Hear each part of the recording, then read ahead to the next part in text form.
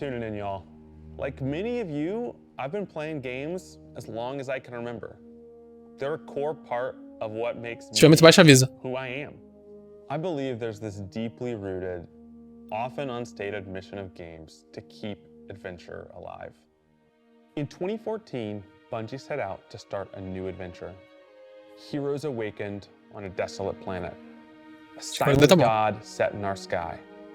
And it wouldn't be long before an ancient enemy, shrouded in darkness, showed up at humanity's door to destroy us. Over the years, our heroes would shape a story far greater than anything we could have imagined. Players would explore into the depths of Venus, hunting a machine god that controlled time itself. They'd invent ways to combine their mythic weaponry and their paracausal abilities to stand alone against monsters that took others, an entire elite squad. They'd race alongside their friends far into the early morning, into halls of an ancient city, where only a select few emerged victorious at dawn, clutching the heart of a dragon. Se não chegar agora, fudeu, velho.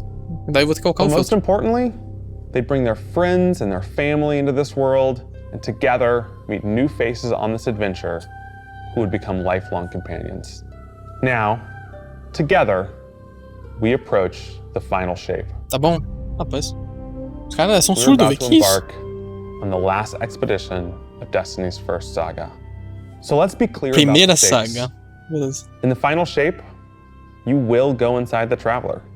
The journey will be difficult. And what awaits you on the other side of this trek is nothing less than the deadliest entity we have ever faced. There will be no open betas. There aren't going to be any guides on the internet telling you how to handle what's to come. Whether you've been with us from the beginning, joined us somewhere along the road, or are looking at Destiny for the first time, anybody who shows up on launch day is going to be greeted with this same uncharted world, a vacuum-sealed experience begging for you to be the first person to peel it open. So today is your invitation to go forth and adventure. Trevor, finalmente, velho.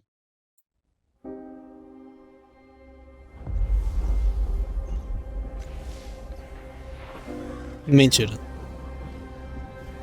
Sedento de viajante. Eles não vão fazer isso, né?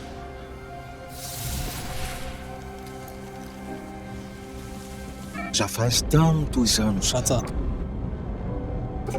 E nunca falamos no assunto. Porque eu te trouxe de volta.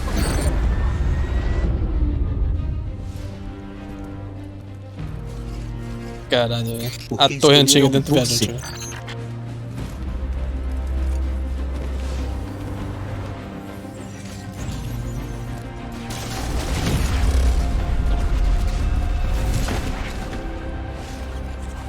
A verdade é que eu ainda não sabia. Era só uma intuição. Eu deixei umas armaduras ouro dela.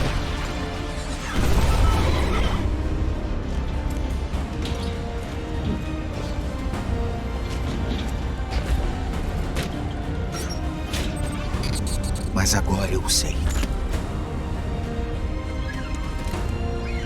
Depois de tudo o que vimos, o homem, tudo que perdemos, esta luta pode ser a última. Então eu te peço, uma última vez, para se erguer.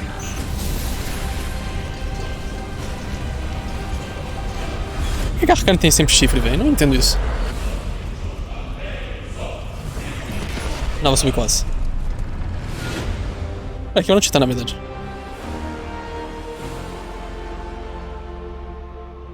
27 de fevereiro de 2024. Último... Cara, a última terça de fevereiro. Time in Destiny history.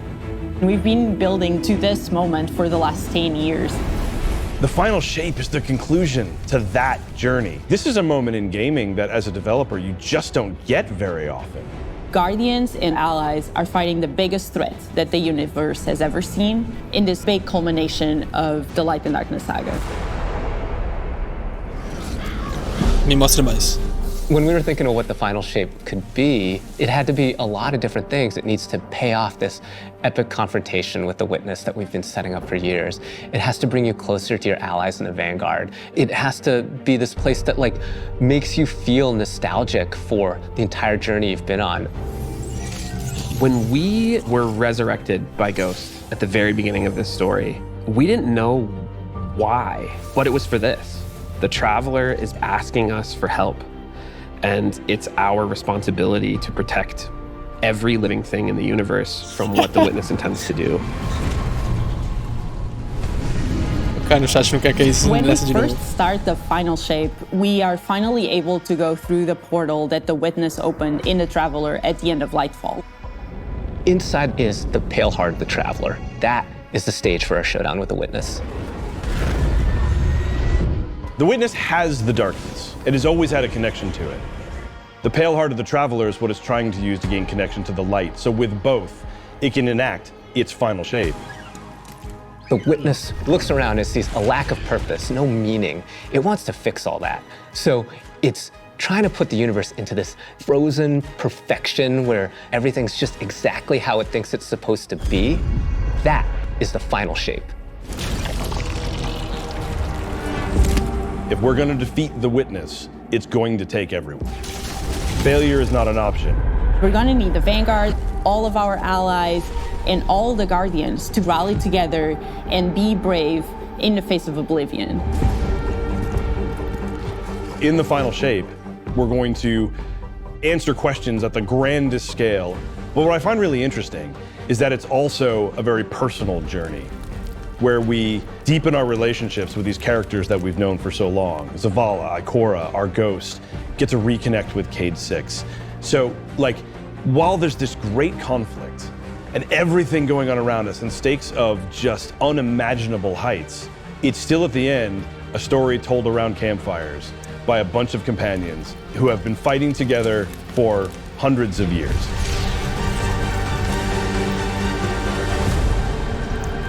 O cenário parece estar foda dentro do viajante.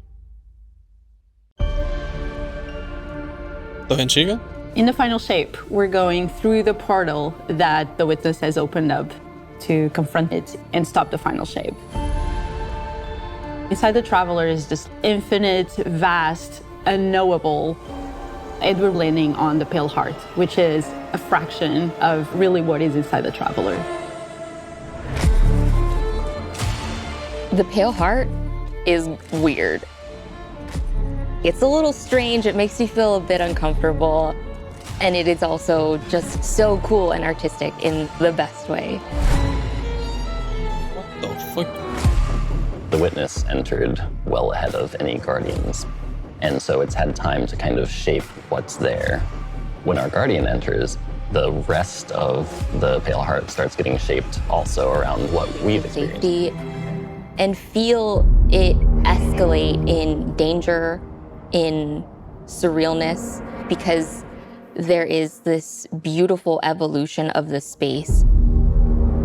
They see things that are more and more wrong as they begin to go towards the witness's monolith. It's kind of this omnipresent, foreboding thing off in the distance. The weirdest things happen as you get closer to the monolith in the form of reshaping.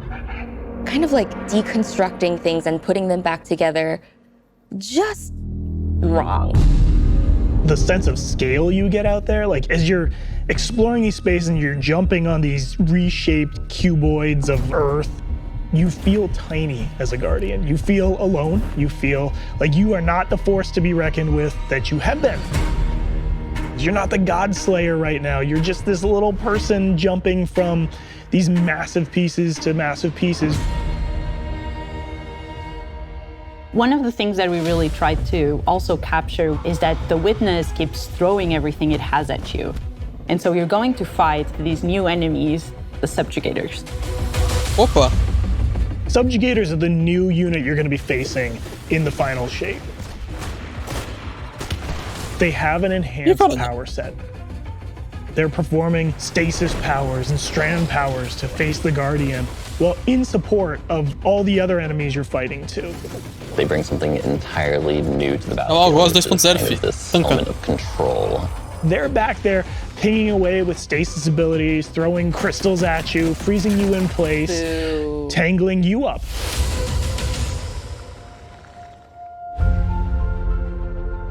We're focusing you on the campaign and only the campaign. It's the most important thing in the universe at that moment. You have to stop the final shape from happening. And for that, we do need the help with our allies. So we're going to make sure that the core Vanguard team gets back together. Zavala and Ikora and Cade. The campaign is just the start of the Pale Heart. After you've reached the monolith and finished the campaign, we open up the entire destination. And so the entire Pale Heart is going to react to you and what you are doing. É a compreensão da live, não se preocupe. The campaign in the final shape doesn't really end with the final mission. The raids are where do nada you foi pra defeat like the big bosses. So it's only natural that when you are going to confront the witness, you're going to do that in the raid. But that might not be enough. Mais bungie possível. This is a moment where we need to rally all Guardians to be able to overcome the final shape and the witness. Como é que isso acontece, véi?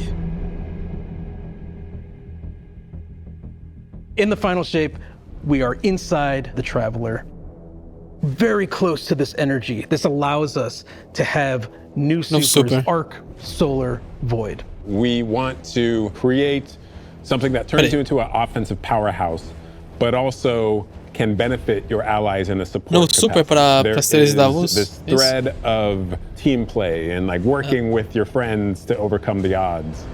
Aí, agora voltou para português. Jesus. Opa! The Warlock Super is this ultimate expression of solar energy coursing through your guard. Mentira que eles vão trazer de volta. Super is a callback to Radiance from D1. Other than Golden Gun, this is the only other first-person super in Destiny right now. Your melee's like all these projectiles going off, doubling the amount of projectiles. Your grenade almost being sentient as it searches around, and then it hits a character and bounces off and goes to another one. Pô, cara, espero que não tenha respondido. You're so overflowing with this energy that you are also giving it to your allies, allowing them to have their solar weapons. Animação é exatamente mesmo. Applying Scorch when they're shooting. The new Solar Warlock aspect. When I cast my Rift, it is going to create this little solar soul that when it sees an enemy, it launches part of itself out and hits the enemy and explodes and scorches them. It just feels very alive. É alma de Ark fez alma de fogo.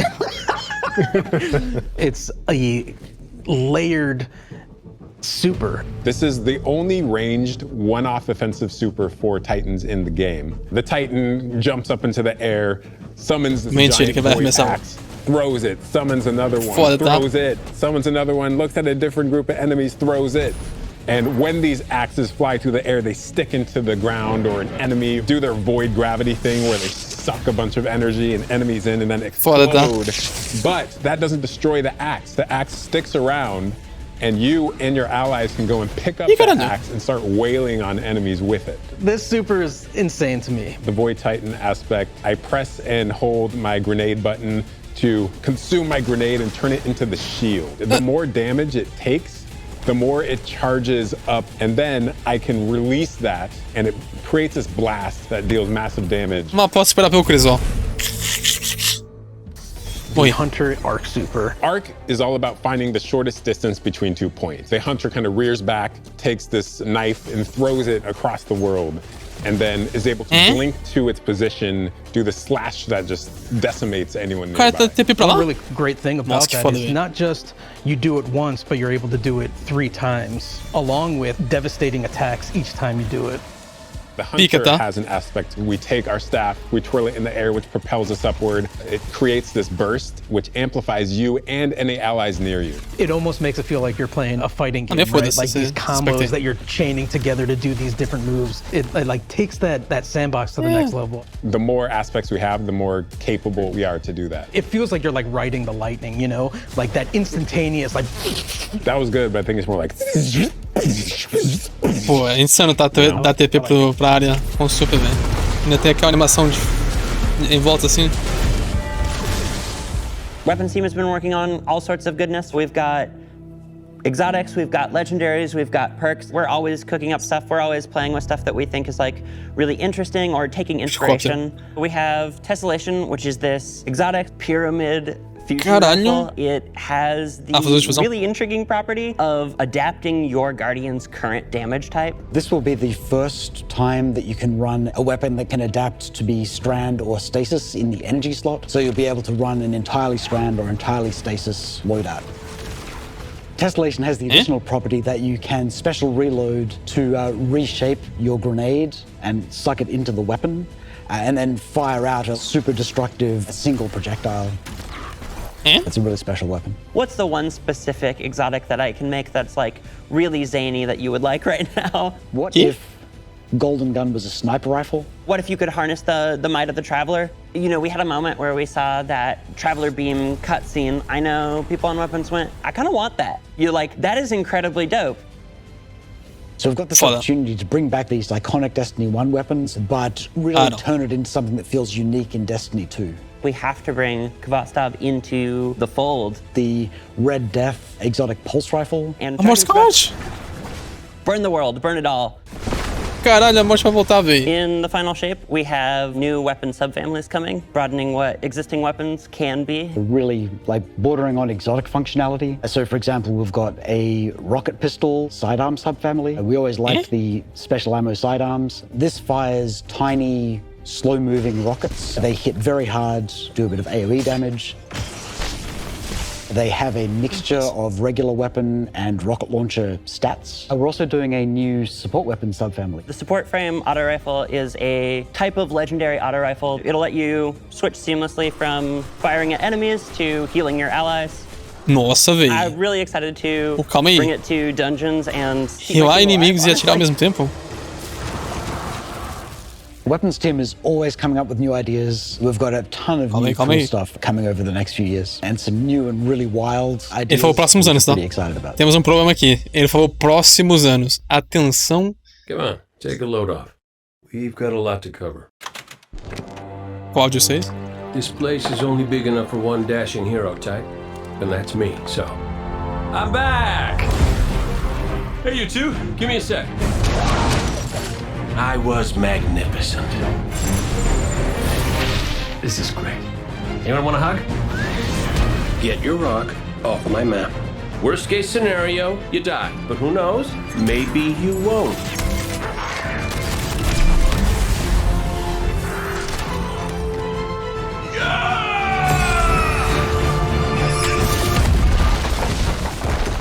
Well, better get back to it.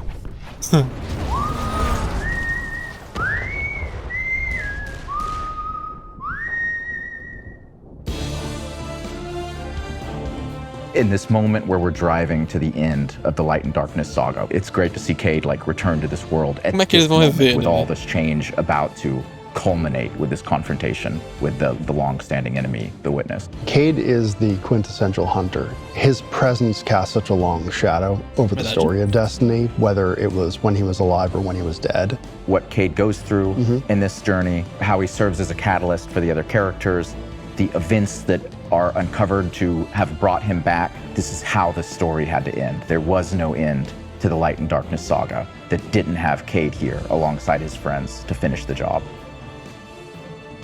Once we started digging into the nature of the Pale Heart, I think that crystallized Cade's role as a guide.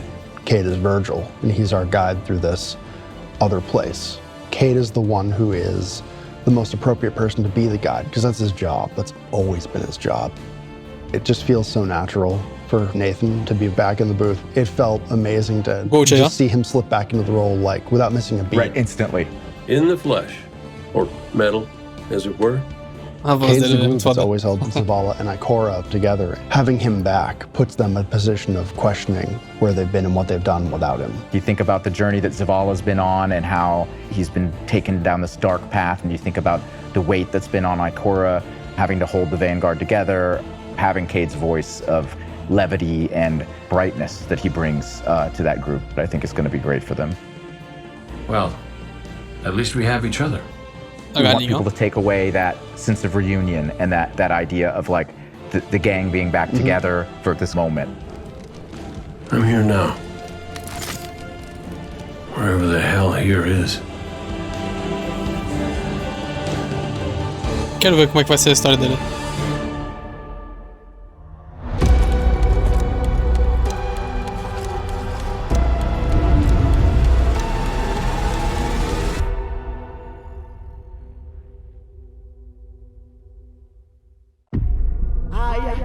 A Testemunha representa uma grande ameaça. Isso é essa temporada, eu acho. E a bruxa rainha oferece as respostas que nós buscamos. Mas só se enfrentarmos a irmã dela, Shivu Arati. Cabe a mim. Você vai se recuperar disso? Não tenham medo. Caralho.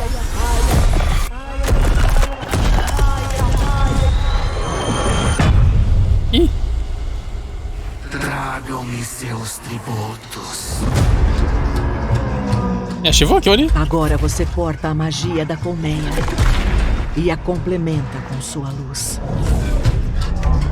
Ataque o pináculo e abra caminho para os nossos tributos.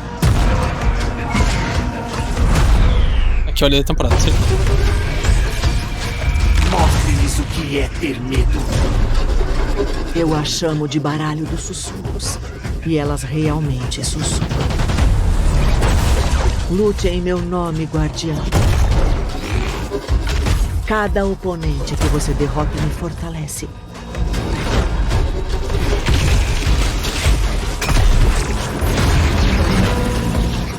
Meu apetite anseia por seu tributo brutal. Martelo parecido com o da Ascensão de Ferro. Vamos mostrar a ela o que é ser colmeia.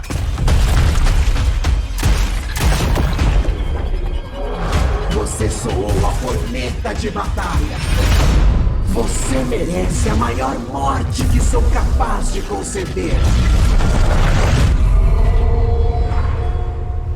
Temporada da bruxaria. Mas esse nome ficou meio badalas, tá?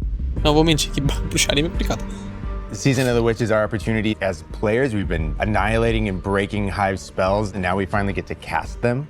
At the end of Season of the Deep, we learn that Savathun has the key to getting into the portal that we need to go into. That means we have to go find Imaru, her ghost. Imaru's like, not so fast. We've got a bigger problem first.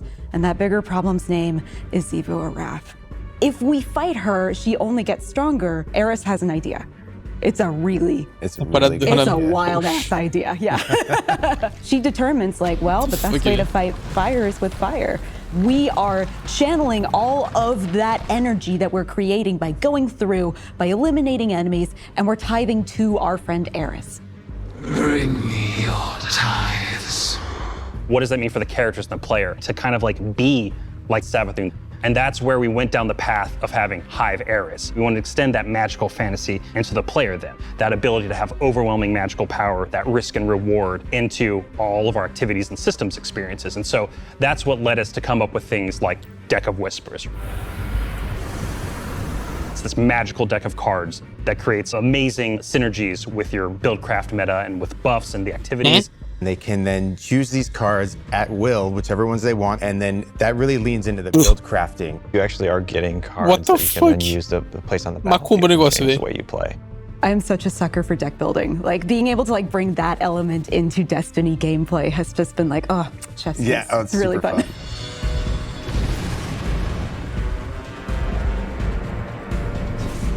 So we've got two brand new seasonal activities coming with Season of the Witch. We've got Altars of Summoning and Savathun's Spire. Savathun's Spire is our new 3-player offensive. You're doing a lot more with the Lucent Hive magic, but it's got a high amount of combatant density. It's got additional random encounters that you can come across. The Witch's Spire itself, Savathun's Spire, was like her reliquary for all these different magical experiments as she was learning the light. You're there in order to learn as much as you can in order to become a master spellcaster, right? To become like Savathun.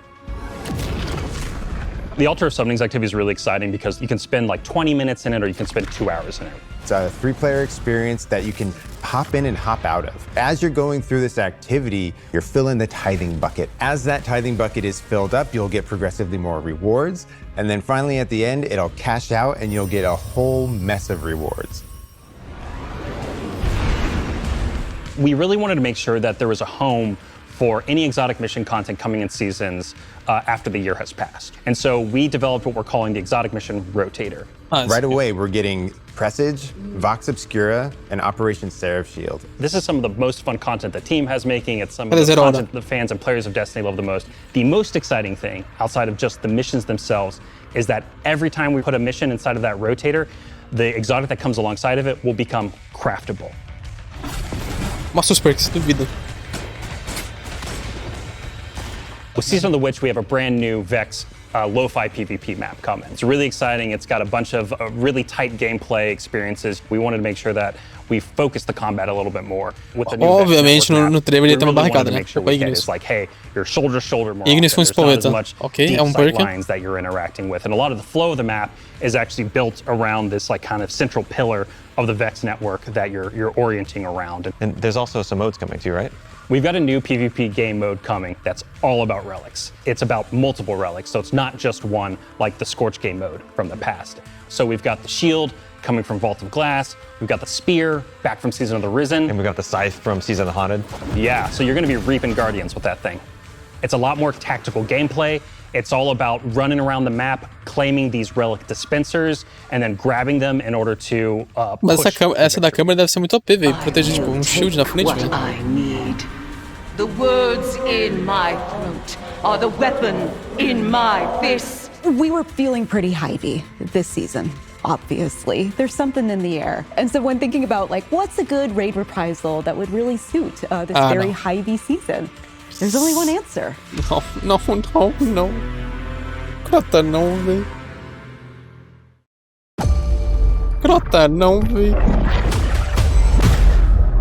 Eu vi aquele que a colmeia chama de Deus. Ai, Deus do céu.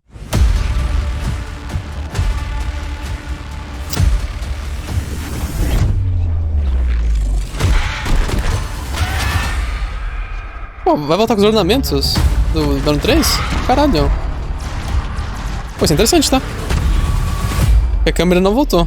Nem a quer doer. Somente uma verdadeira arma da luz Necrocasmo pode impedir a sua fúria.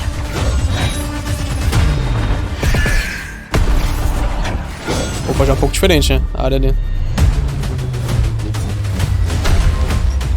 Tá um pouquinho diferente a área. Depois eu volto pra analisar.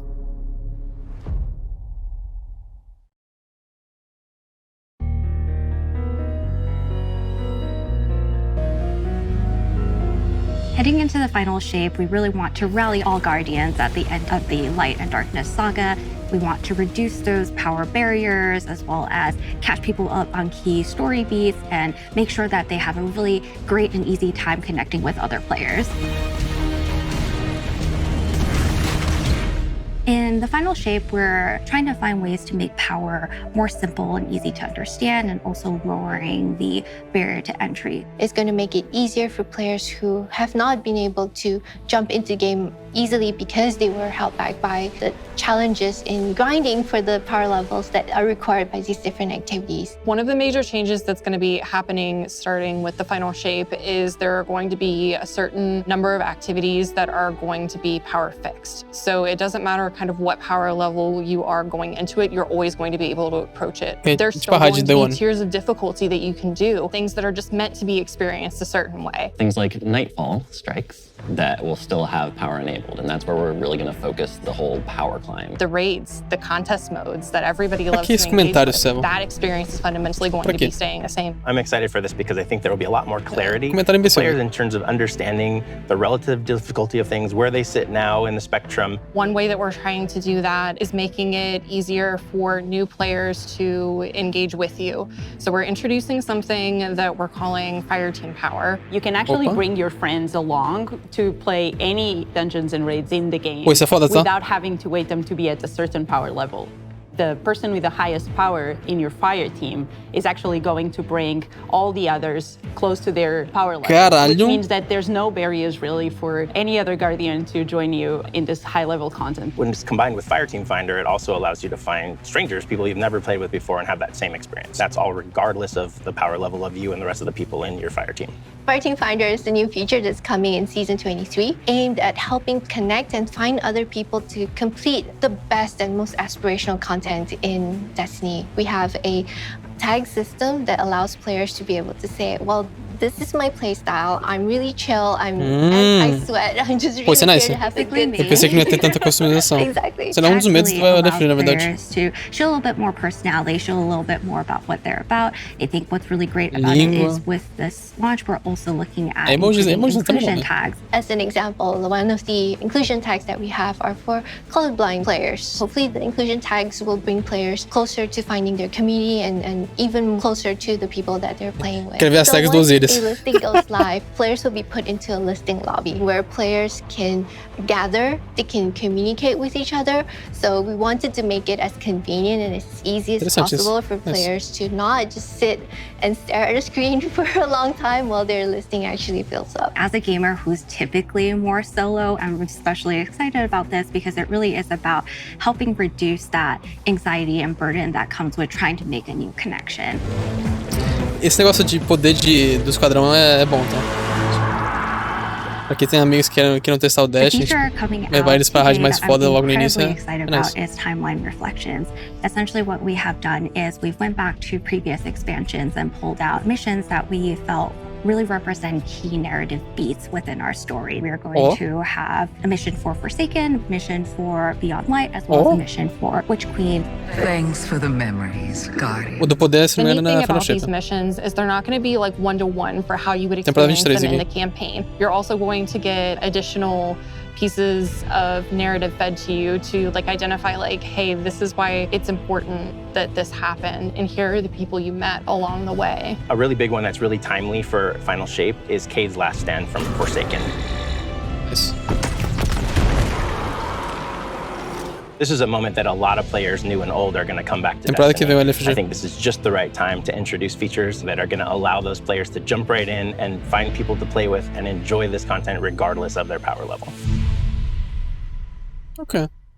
Stories are actually playable as standalone. Like each episode is something you can experience, whether you've been playing Destiny for 10 years or this is your first one.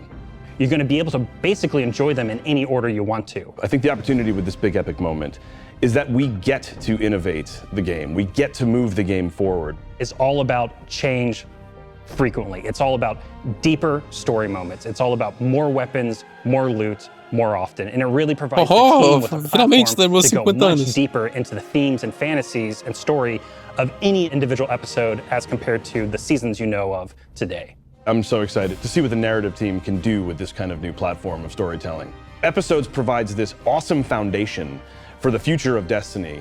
We're moving into the next stage of Destiny 2. I think some people look at the Final Shape and they think Destiny 2 is coming to the end. And in many ways, it's the opposite. We're leaning in. We're putting the pedal to the metal. Episodes provide us a new, innovative way for players to engage with Destiny 2 throughout the year. Sempre falei que parecia que muito durante as temporadas eles estavam meio restritos, né? E isso aqui meio que confirma isso. O que é ser um guardião? Devoção, bravura, sacrifício. Sabemos que fomos escolhidos por uma razão. Por algo maior do que nós. Guardião. Olha para cima, guardião. moldados pelas chamas de cada nova batalha. Somos forjados e afiados em preparação para a luta à nossa frente. Juntos, estamos unidos contra o colapso. Todos nós, todo titã, todo arcano, todo caçador. Como os guardiões dizem mesmo, devoção inspira bravura. Bravura inspira sacrifício. Sacrifício leva à morte. A linha entre a luz e a treva é um tanto tênue.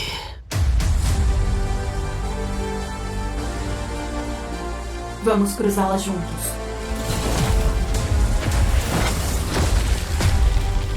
No escuro tem coisas que só o próprio escuro pode superar.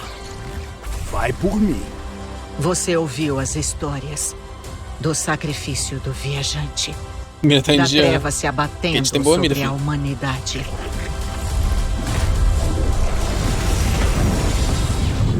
Viemos vingar.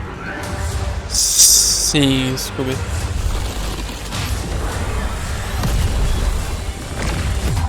Desta vez, não há mais escapatória. Torna-se uma lenda. Se você comprar, sim. Ou o conteúdo que tem de graça, né? It's going to be an exciting year for Guardians. We get to make good on a promise that we made way back in 2014. There was classic rock blasting, a fire team racing across our solar system, and at the end, a simple message: become legend. Today, you got a glimpse at how we'll be cementing your legend in this upcoming year. We're going to be heading inside the Traveler, experiencing a destination unlike anything we've ever built before. We'll face the biggest bad we've ever made, and we'll do this all alongside a streamlined progression system, allowing us to easily play with friends in any content in the game. And as the dust settles in the final shape, we're going to continue our legends in Echoes. It's Destiny's first episode in a new phase of storytelling for Guardians with brand new conflicts born from the resolution of the Light and Darkness saga. These first episodes are just the beginning. But if you're chomping at the bit to see how the Light and Darkness saga is going to kick off the future of Destiny 2, we've got a ton of great content for you to jump into today. Going live after this, we've got Season of the Witch, with a new story, new weapons, new armor, new activities, and new PvP content, all alongside a series of story catch-up missions, allowing any of your friends to jump into the game and get up to speed on what's happening in this world. Then, next week, a brutal reprisal of Crota's End is going to join the ranks of our aspirational content. I can't wait to see you all in the Throne World as we learn more about the final shape and how we can stop it.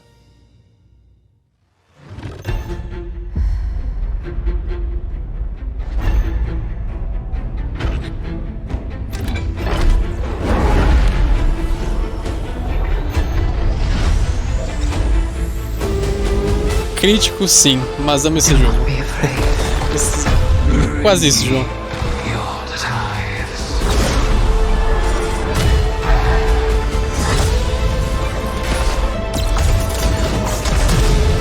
After all these years, all we've lost, this fight might be our last. So I'm asking you to rise one last time.